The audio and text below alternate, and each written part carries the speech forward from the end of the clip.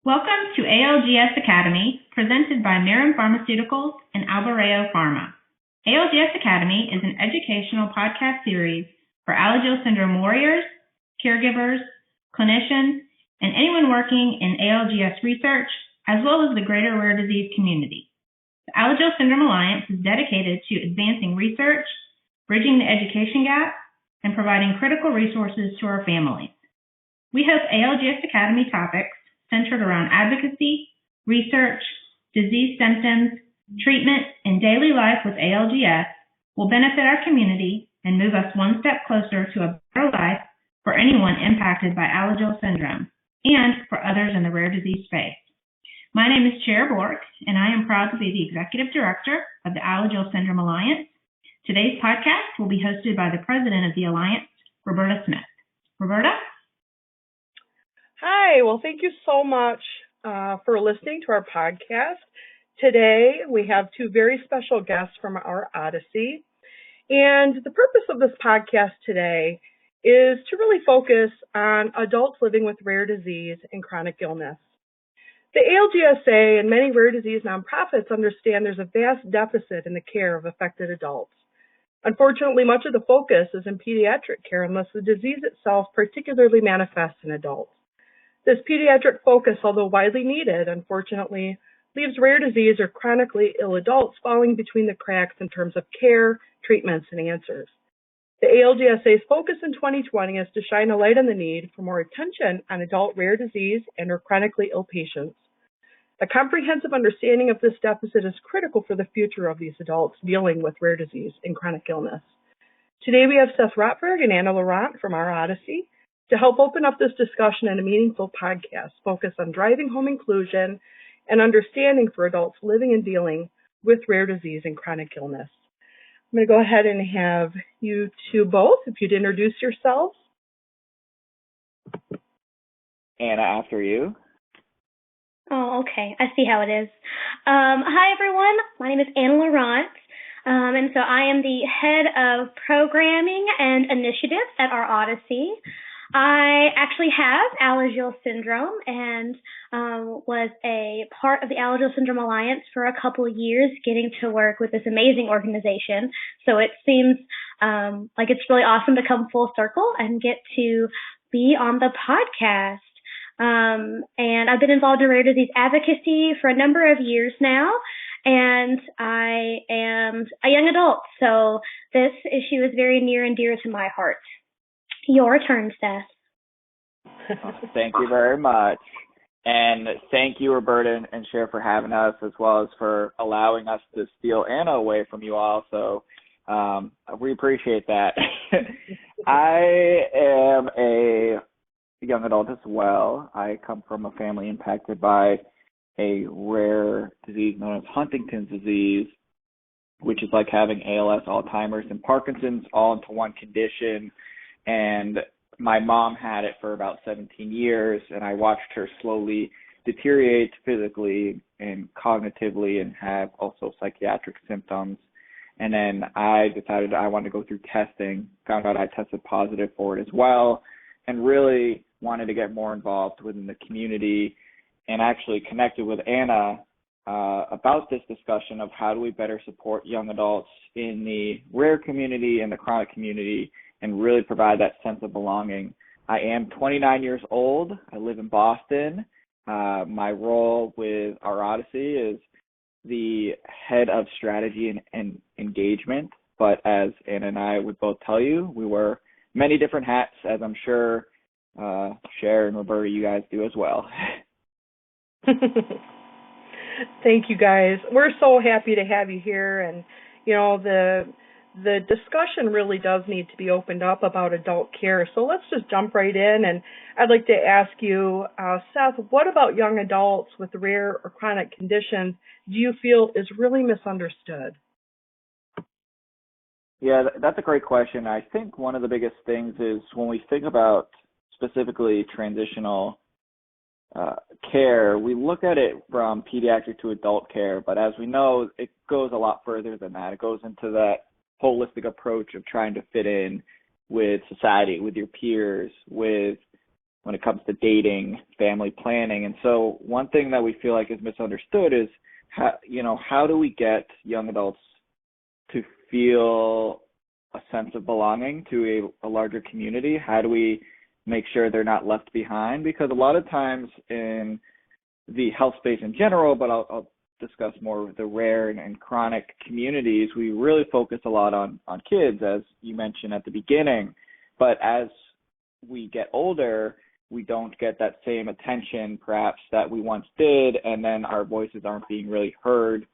Right. We want to get more involved within the community. So I feel like for us, it's really try to break down that stigma of, young adults and really finding your tribe is what we call it sometimes, or finding your group of friends and leaders within the community that you can kind of lean on during not just the bad times, but also the good times as well. Absolutely. I totally agree with that. And Anna, from your perspective, growing up with Alagille syndrome and you've transitioned, so personally that there can be several issues, even just from transition from pediatric care into adult care. And when thinking about those pieces to living with a rare disease, what do you feel is needed to improve overall adult care? Yeah, so Seth mentioned the holistic approach, and I think that is really the biggest need that's not being addressed in a lot of areas. And so I feel like when it comes to being an adult, you are juggling so many things. And because of that, there's so much more to address and so much more support that's needed. And so that doesn't just mean physical health, whereas for me, my chronic itch from having Alagille syndrome, now it also means my mental health. It means my social health, navigating, relationships and jobs and all of these things that I didn't have to deal with when I was a kiddo. And so I think that is a huge need. It's just really taking that holistic approach of it's more than just the physical health, because your mental health and social health and all of these things impact your physical health. So I think that holistic approach is what's really, really needed. Absolutely. And we do see that a lot with, some of the needs that our adults bring forward, that are really untapped areas of need. And, mental health sits right at the top, and, the social aspect sits at the top. And really it's not widely understood on how to help those areas. So it's so difficult. What advice can you guys give to teenagers who will be transitioning into adult care from pediatric care? I'll start off and just say one of the biggest things is when trying to transition into that adult care, or that adulthood in general, is really just trying to find your voice and know that you're not alone when dealing with it. I mean, a lot of times when you first learn about your own diagnosis or a family diagnosis, it's tough because you don't know where to turn. You don't know who to talk to, who's going to truly understand it. Yes, you may have your friends at school or your family, but who truly gets it are your peers who are also going through something similar. And so one of the things is don't be afraid to reach out to your community, whether, we're talking, Alagille syndrome and looking at the, nonprofit that Roberta and Sherry, you guys are helping out with. So looking at that for an outlet, or trying to find another avenue, whether it's going online and trying to find a community that you can really feel like you belong to. So I think that's one of the biggest things I would say is, look for your group of peers that are going to be able to understand it, but then also try to remind yourself that you're not alone and trying to figure out what are those next steps that you can take without looking too far ahead. But Anna, what else do you think? Yeah, no, I think that is incredibly important. I also think it's really important to really trust yourself and really to find that self-confidence to know that you know your needs. And I feel like that's really difficult growing up, because a lot of times, especially with conditions that are diagnosed when you're young, your parents or your caregivers are the ones who advocate for you, which is amazing. But as you get older, it's switching to you, and that can be really scary. But at the end of the day, you don't need to fully necessarily understand every single aspect of your condition. You more or less just need to start by understanding your needs, trusting yourself, and finding your voice. And that's when that group of your tribe or those people who get it really comes into play in helping you feel empowered. Because there are going to be times where, maybe people don't understand what your needs are, or that something's difficult or why it's difficult. And so really having that confidence in yourself is really key. Mm-hmm. That's great advice, you guys. If we were to flip that coin and give some advice then to the parents of teenagers who are transitioning, or the caregivers regarding their children and coping with chronic illness, what type of advice would you give them? Anna, you want to start this one off? Sure. So I think especially for parents and caregivers, I think really empowering your teenager is huge. And so maybe helping them take more of an active role in their day-to-day care. Maybe talking. I think a huge part is also talking about the different aspects of health. So mental health, social health, all of these things. Because the more that you talk about those things, the easier it is for that teenager to then talk about it and advocate for themselves.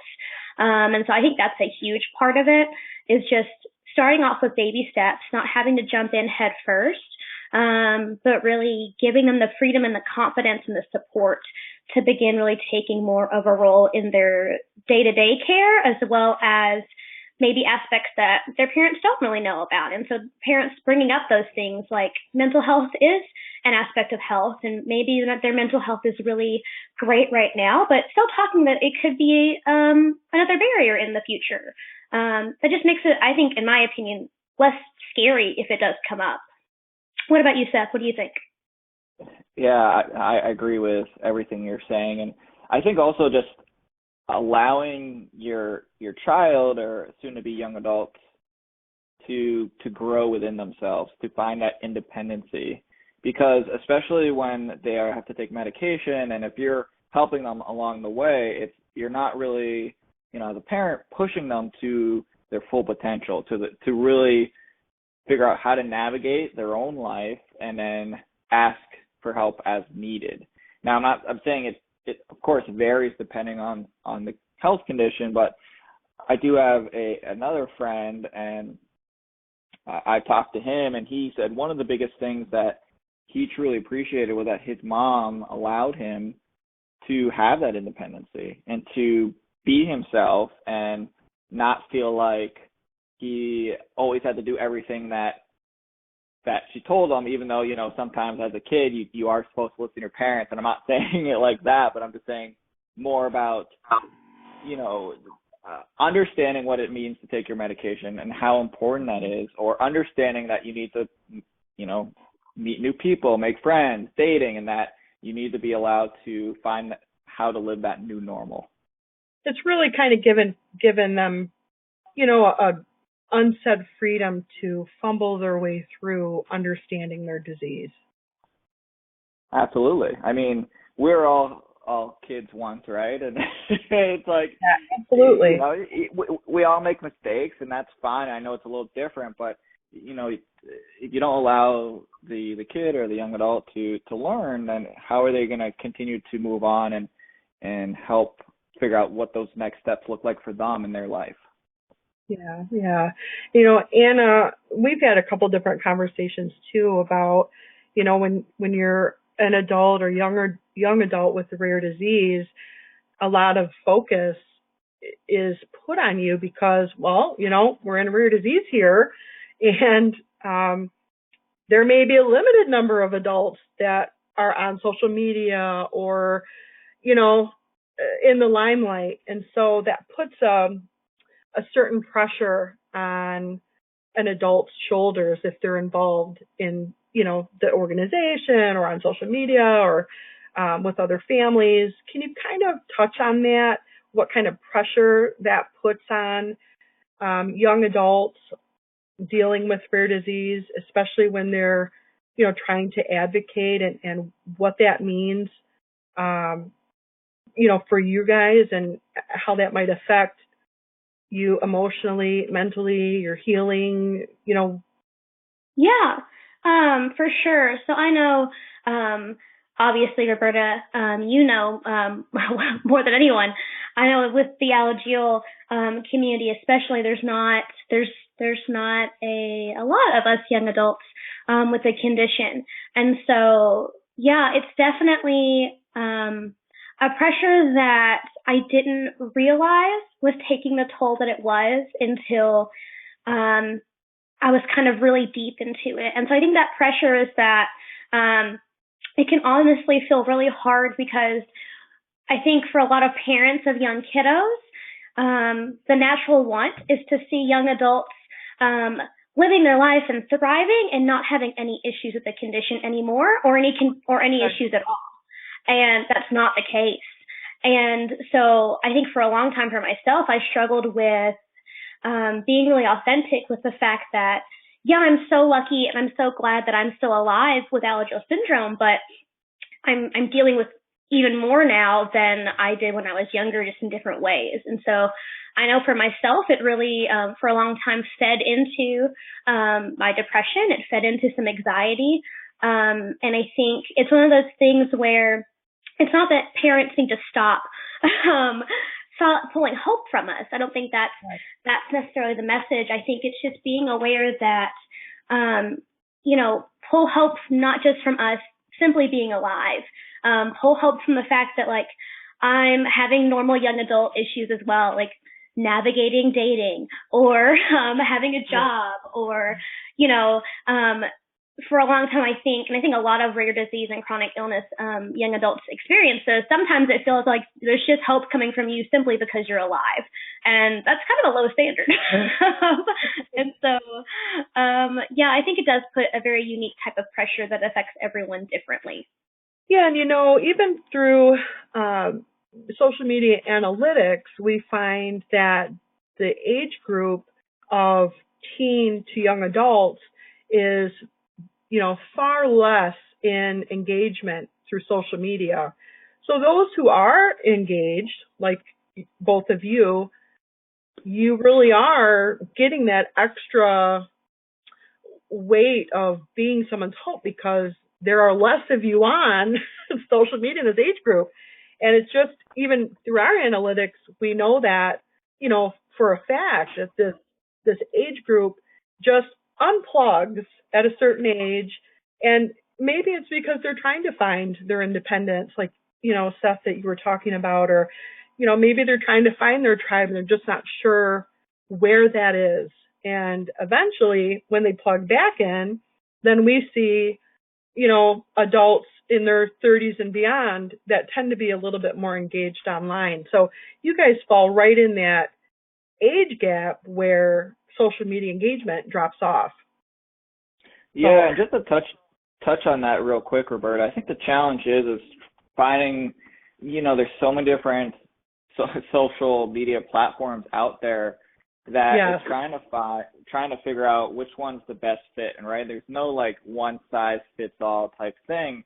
And it's interesting because, at the beginning of our Odyssey, we were like, do we create a Facebook group and try to figure that out? And then a lot of these young adults were like, no, we're on Instagram. Or no, now we're on this TikTok thing that I still don't get, but it's kind of like, I guess, Vine or something. But it's they're on these different platforms, and there's some on Twitter, there's some now on, on Snapchat. So it's really tough to find, where all of them are. And I feel like that's what the challenge is you're right, that some of them are like, hey, I'm not ready for this. Right. Or, hey, I'm not ready for this Facebook group, so I'm going to go to talk to one person on Instagram or something, and then they eventually come back, like you said, later on. And so it is a challenge. I mean, there's not like that one size fits all, unfortunately, for where they can go for that, online support. Right. It's definitely an intricate balance, the social media thing. For sure. Yeah, it's too much.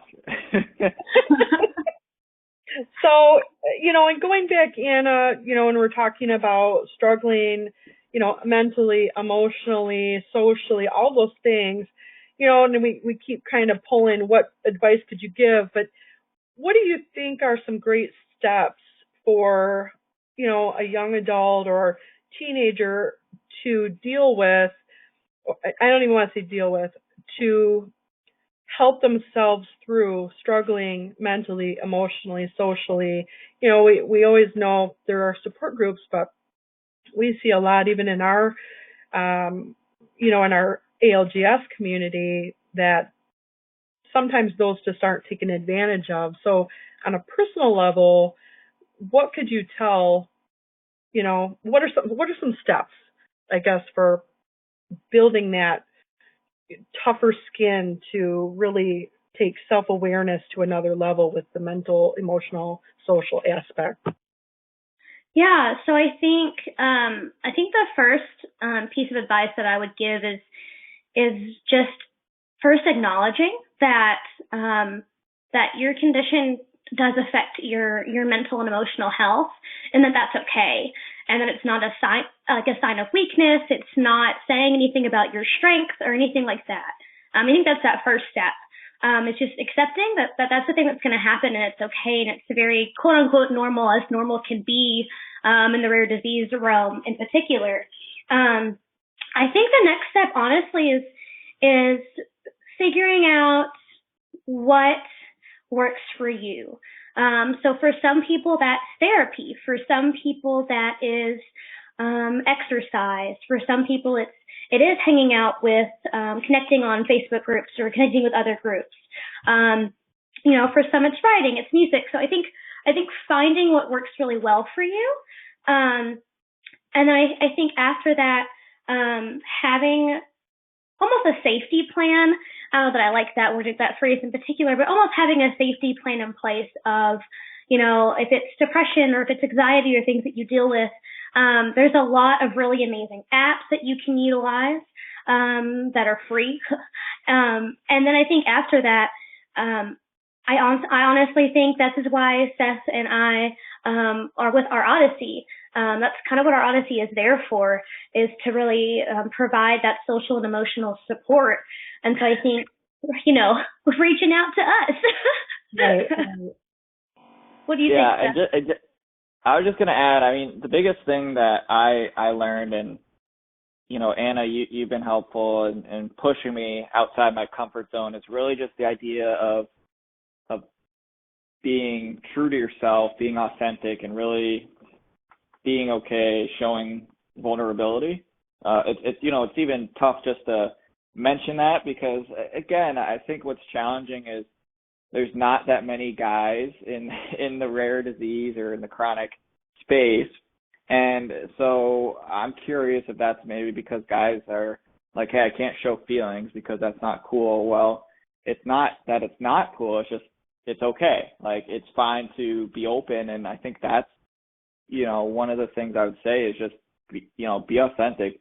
Don't feel like you have to put on a show to impress others. That was one of the biggest struggles I had actually growing up, was I felt I put so much pressure on myself to be someone I wasn't because I wanted to just fit in with my peers. I wanted to not be judged because of, my mom being sick and then me testing positive and saying, okay, I don't want people to see me for that. I don't want to be defined by that. But then at the end of the day, I said, it's just part of my journey, of my story. And so I think what's important is just trying to remind yourself each day that, everyone has that fear of being judged or trying to fit in, but that you need to be able to take care of yourself first and have that I'm just going to say be authentic because I can't talk right now, but and just really,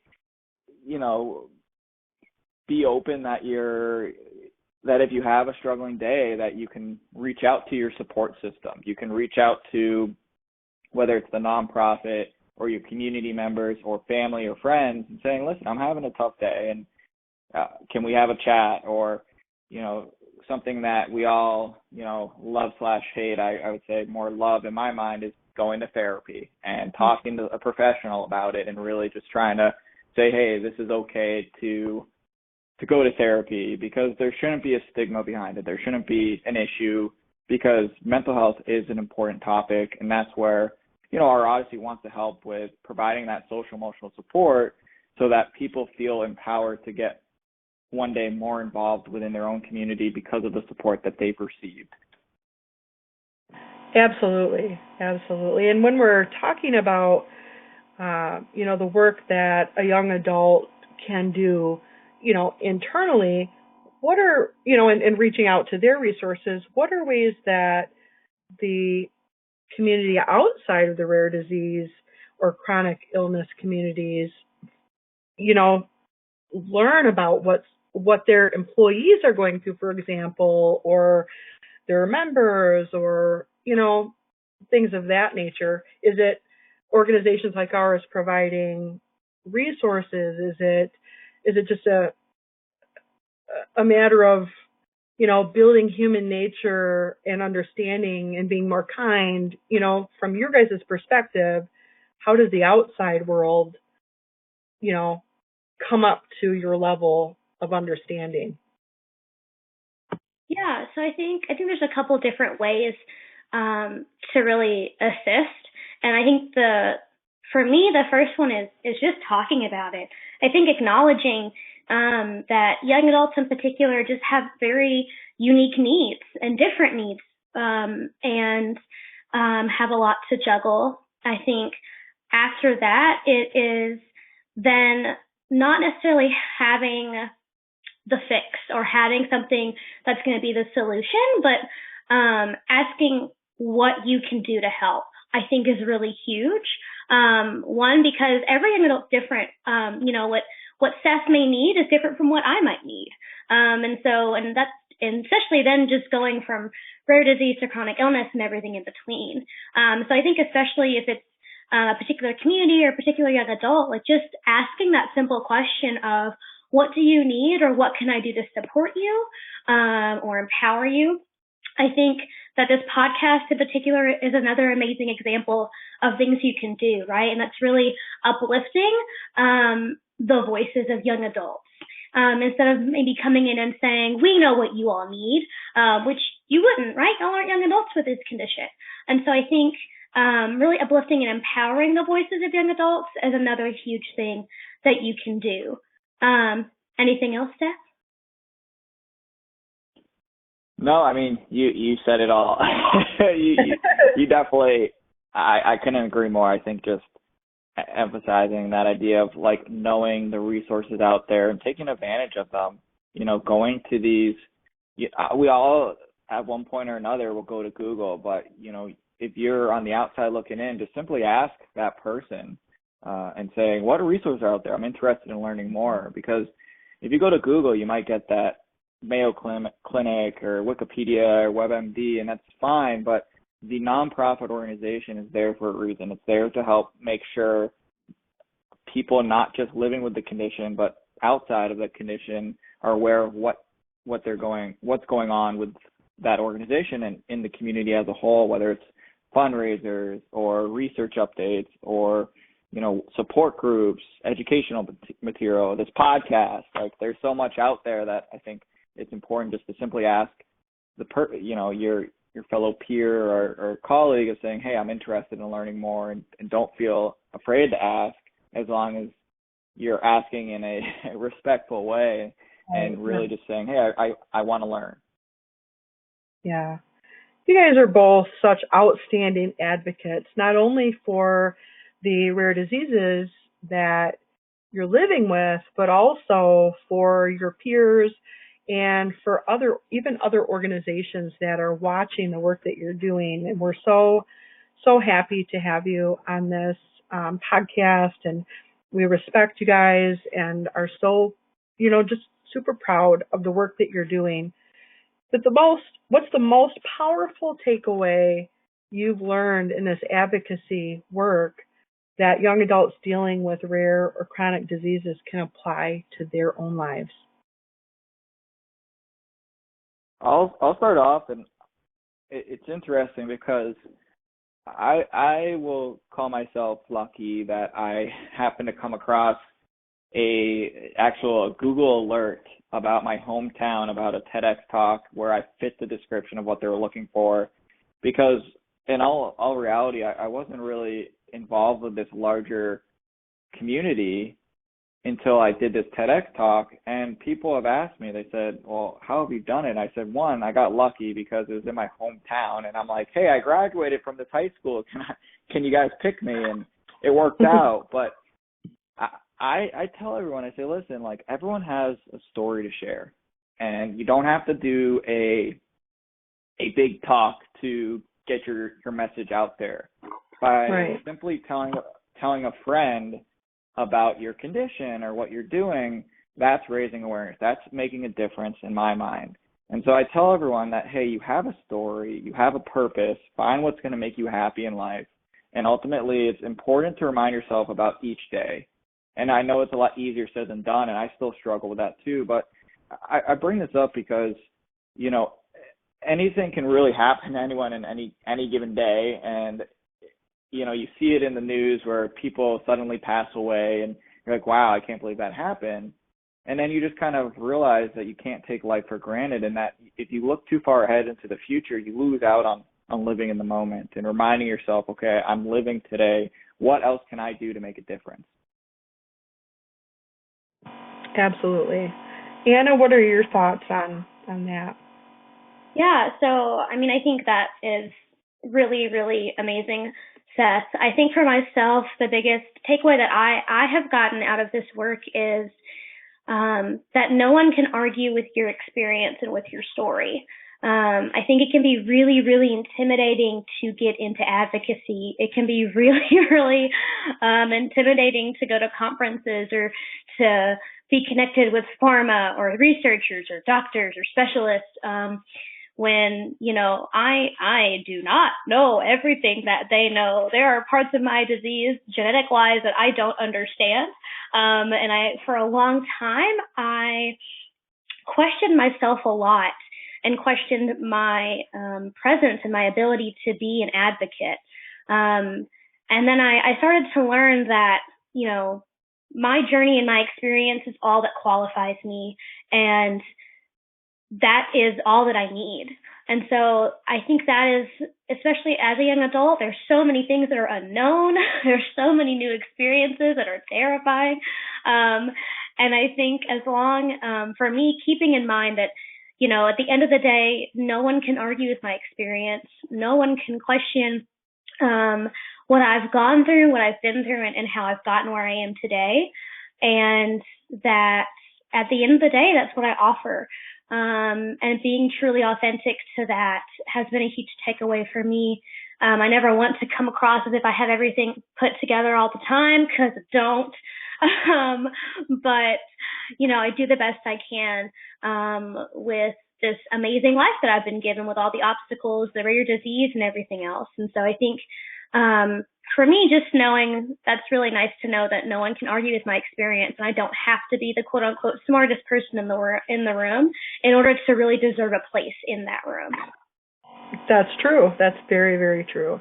Very true. Well, we're nearing the end of our podcast, and we're so grateful you guys have come to share this experience with us.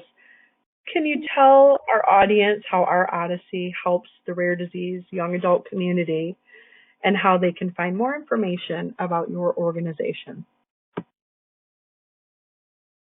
Go, Seth, yeah, go. You want to take this one? Oh, you want to take it? Okay.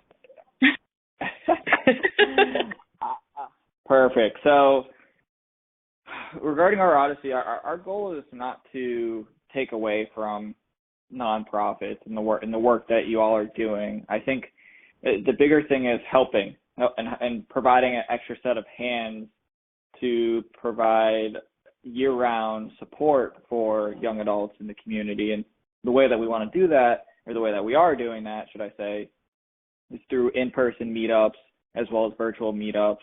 the virtual component is kicking off this year, which is exciting, and it's really just an opportunity for people to connect virtually if they can't make an in-person meetup or based off of the location of where they're living. The in-person meetups are going to be started in the Northeast area in Boston, DC, Philly, and New York. And the reason for that is we don't want to just expand all over. And I always use the Starbucks analogy of how Starbucks, you'd see one in every single corner. They expanded so fast, and then they had to shut down a bunch of them because there's just too many of them. And not saying that we're going to do that too many, but we want to really provide and build up on the Northeast before we're trying to expand into other potential cities. And I think the biggest takeaway for that is really just understanding that we want to provide that year-round support, because for me personally, as well as talking to other young adults, you'll go to your national disease states conference and you'll meet people and you connect, and that's great. But then after a couple of weeks, it's like, okay, what's next? What do I do to take that next step? And that's where we want to come in and say, hey, we want to help you take that next step. Here's a few upcoming meetups that might be happening near you guys. To find out more about what we're doing, you can visit us at www.ourodyssey.org, and you can reach out to me at seth@ourodyssey.org or Anna@ourodyssey.org. And you can find us on the wonderful and terrifying social media, Facebook, Twitter, and the Instagram. Thank you, Anna. And thank you, Seth. Yes, thank you so much for having us on. This has been so fun. Thank you. Bye-bye.